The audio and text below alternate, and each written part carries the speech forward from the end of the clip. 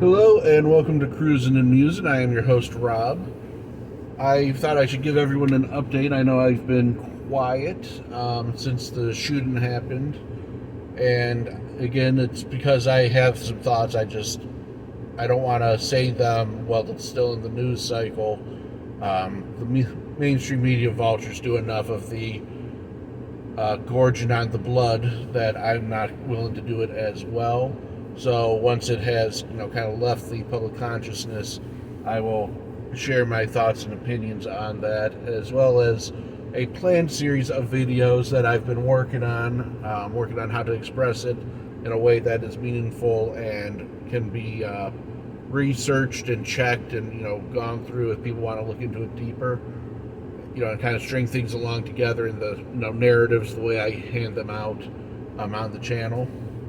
That'll be related to that, but it just seems inappropriate at this time, so we're not doing that. What I have been doing is, since this past Friday, starting on the Memorial Day weekend, I have been driving Uber as a voluntary second job, just to see what it would be like. I was at the house and I was like,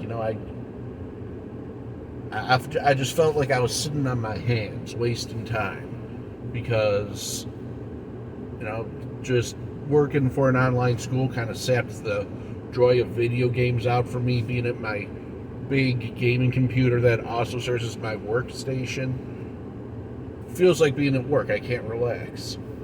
So I figured I would give this Uber thing a try because, as you know from previous videos, I find driving to be a relaxing activity when I don't need to rush or hurry. So I've been driving at night when we're after rush hour traffic and getting people to and fro. I have to say, this has been a wonderful and positive experience. If I had realized what this was like years ago, I would have done this years ago. Oh my God, I have been missing out. Not only am I going home pleasantly tired, able to sleep and sleep through the night, but I have been enjoying myself, meeting different people, providing a necessary service, getting people home safe from the bars. Everyone is always happy to see me. Everyone's thankful that I'm doing what I'm doing. Zero complaints. People tip, and I've made as much money each night since I started doing this as I get paid to teach during the day. I've been averaging about 200 a night plus tips, and the tips so far have been enough that I can pay for gas to fill this car back up. And Studio B, being a town car that has a slight stretch in it, it's the L model. That is kind of an impressive amount of tips for me to pull down on average, just simply because I'm, even with me feathering the throttle and only driving after rush hour, I'm still averaging 22 miles to the gallon. Sometimes up to 25 if I get one of those longer trips in down like a road where I can go 60. But this has been a wonderful experience. It's been very cool, very chill, very relaxing. And if there's any teachers out there looking for a secondary job that have a car that's 15 years old or newer, I highly recommend it. In fact, I plan to already be getting on the horn with Uber and trying to beg them into grandfather in Studio B here and to let me continue. I've only had 2 bad fares so far. The first was a drunk kid that, was just rude and unhelpful and wouldn't tell me, because I'm going out to an area of the county I hadn't been in, and I double checked and asked. It's like, we're going to one of those cul-de-sac places with the McMansions. I didn't express that to him, but I expressed, what it was. It's like, these places usually have a locked gate on the back side. Where's the main entrance? So I can go in the main entrance. He's like, I don't want to talk to you. Leave me alone. All right, asshole. So I had driven all the way out there the way it took me, and sure enough, I ended up at the back entrance.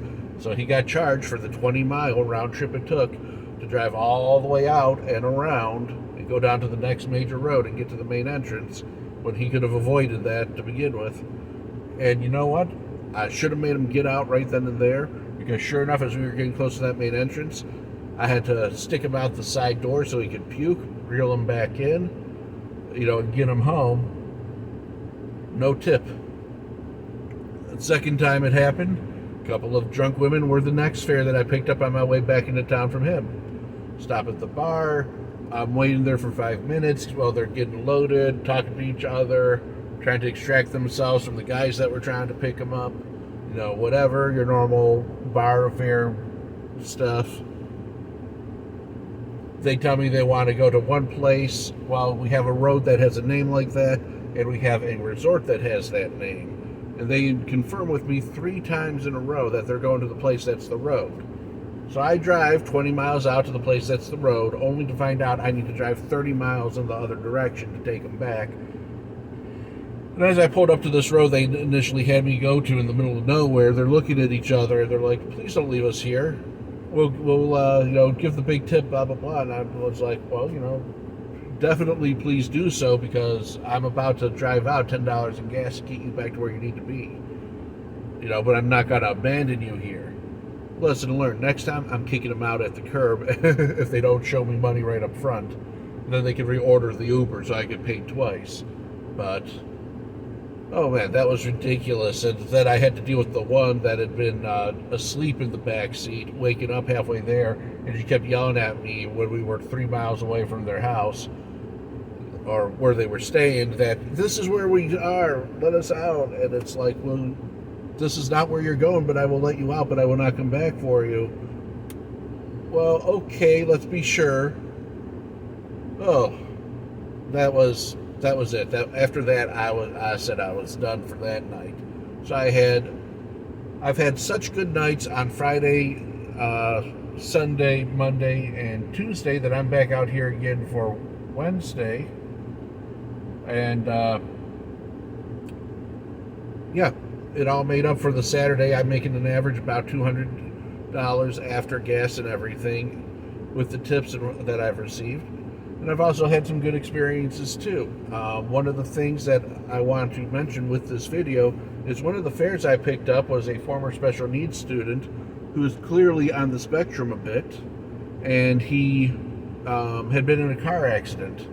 And, he was very just overwhelmed by the experience of having been in the accident, and totally hung up on how he was going to be in trouble with his family for wrecking the car and what have you. And it was really kind of a slap in the face. I've expressed that I have a very low opinion of IEPs, and it was very, very good to see a student that had been in the special needs program, who actually needed to be in the special needs program, who was there for a mental processing issue, not because their parents never taught them how to behave and no one wants to be the one to teach them how to behave.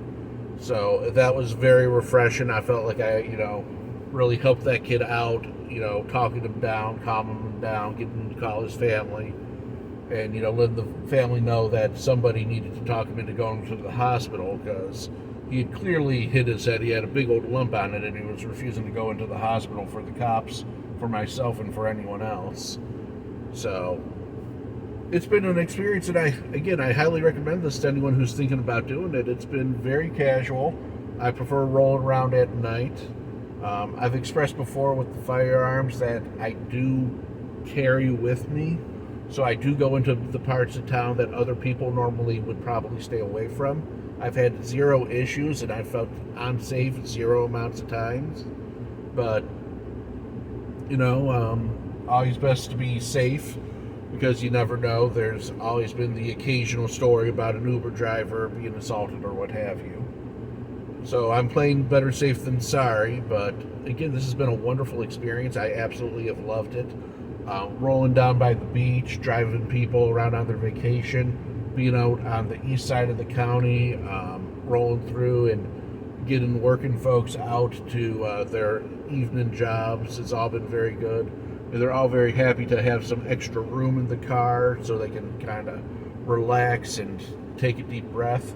I even drove a pilot from one airport to another airport so he could fly another plane, because his connecting flight had been canceled. And he managed to catch some big Z's in the back seat.